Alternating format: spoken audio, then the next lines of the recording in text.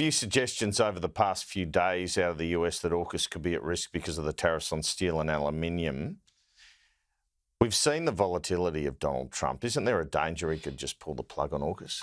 AUKUS is in the strategic interests of the United States. And one thing that we've seen from President Trump is a focus on the interests of the United States. And what we've seen in my meeting with Pete Hegseth more than a month ago now, there was really strong support for AUKUS, and that's been demonstrated by Republicans, Trump Republicans, in their behaviour, their voting behaviour in the United States. Well, you were handing him $500 million at the time. Presumably that helps. I mean, what was that for, and why are we giving them money for something that's years away? Well, because firstly, it does help. And this is the point that it is in the strategic interests of the United States. What we need to do is see a much greater rate of production of Virginia-class submarines in the United States for the United States.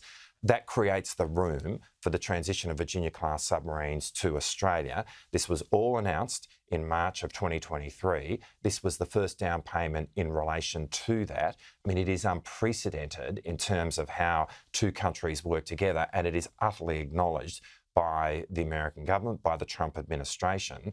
And so, I get that people are going to constantly ask the question about AUKUS, and that's, maybe that's fair enough in the sense that this is a multi-decade, multi-billion-dollar program. But when you look at what people are saying here in the United States, in the United Kingdom, there is support across the political spectrum, and there is with the Trump administration. Andrew Hastie, your counterpart, seems to have an issue with his comments in relation to women in combat, according to Labor anyway. What do you make of that?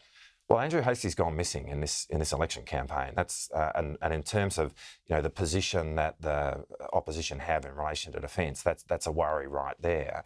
I mean, Ben Britton, their disendorsed candidate for Whitlam, was disendorsed apparently because of comments that he made about women not being able to, should not be able to participate in combat roles in the Defence Force. He said that his position was the same as Andrew Hastie's. Now, on the day that he said that, I stood up and asked Andrew Hastie to clarify that point. We needed to hear from the Alternative Defence Minister about his view in respect of that. And rather than clarifying it, he doubled down on comments that he made 7 years ago, where that is exactly his view. Now, I think that's untenable for an alternative defence minister. There are 460 women today in combat roles who meet the requirements to serve in those combat roles. So you don't think, just to get clarity on this, you don't think Andrew Hastie, given his comments, can be defence minister? I think it is untenable that he is saying in respect of 460 servicewomen who meet the criteria to participate in combat roles, that despite the fact that they meet the criteria, because they are women, they should not be able to serve in that role. They should not be able to do that job.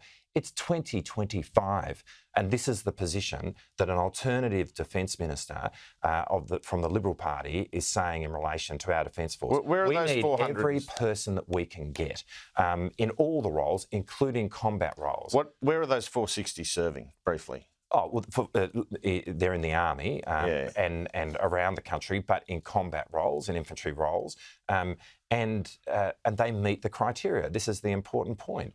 The so physical tests and so forth. Exactly. And so what you're saying is that in respect of 460 people who are currently doing the job, who meet the criteria, they can't do their job anymore because they're women. And this is a position which is being put forward by Andrew Hastie in 2025. Now, he really needs to be clear about this. And one of the candidates of the Liberal Party was disendorsed for saying those exact apparently for other comments we've heard. But anyway, look, I just want to move on. When Jacinta Price gets up yesterday here in Western Australia and says, make Australia great again, do you rub your hands with glee? Because Donald Trump seems to be hurting Peter Dutton's campaign.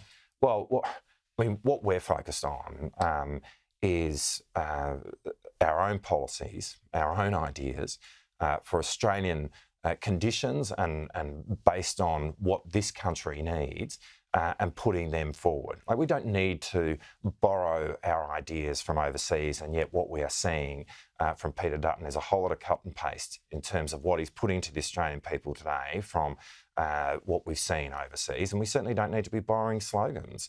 We've got the wit to work out what we're going to say to the Australian people without having to look elsewhere. This has been a cut and paste campaign from the Liberal Party, both in terms of how they're communicating to the Australian people and the policies that they're putting forward.